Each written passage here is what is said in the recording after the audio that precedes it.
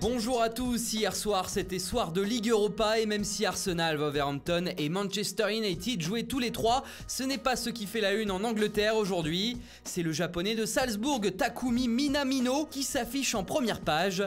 Et pour cause, Liverpool est en passe de signer ce joli coup pour seulement 8,6 millions d'euros. Cet hiver, le Nippon de 24 ans pourrait s'engager pour l'équipe de Jürgen Klopp, au nez et à la barbe de Manchester United, qui était également sur le coup.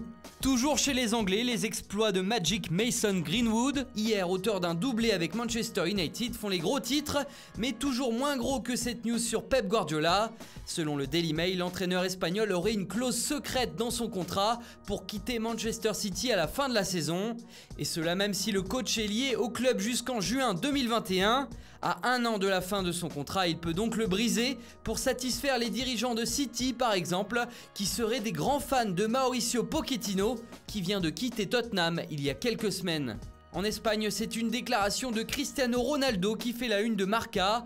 Je préfère affronter le Real Madrid en finale de la Ligue des Champions, a lâché le Portugais de la Juventus. En effet, si le club de la vieille dame et le Real Madrid peuvent s'affronter dès les huitièmes de finale, CR7 ne voudrait pas tomber contre son ex, en tout cas le plus tard possible. Tirage au sort lundi prochain à midi. Et puis on a des nouvelles du Classico Barça-Real du 18 décembre. Il va se jouer, annonce le président barcelonais Josep Maria Bartomeu. C'est dans ses vœux de Noël que l'homme fort du Barça l'a annoncé aux fans blaugrana. Il y a toutes les garanties pour que le match ait lieu à la date prévue, a-t-il promis. Avant d'insister, c'est un moment complexe, mais il peut se jouer. Il y a des garanties. On rappelle que la sécurité autour de la rencontre ne pourrait pas être assurée en raison des mouvements sociaux qui frappent la Catalogne en ce moment.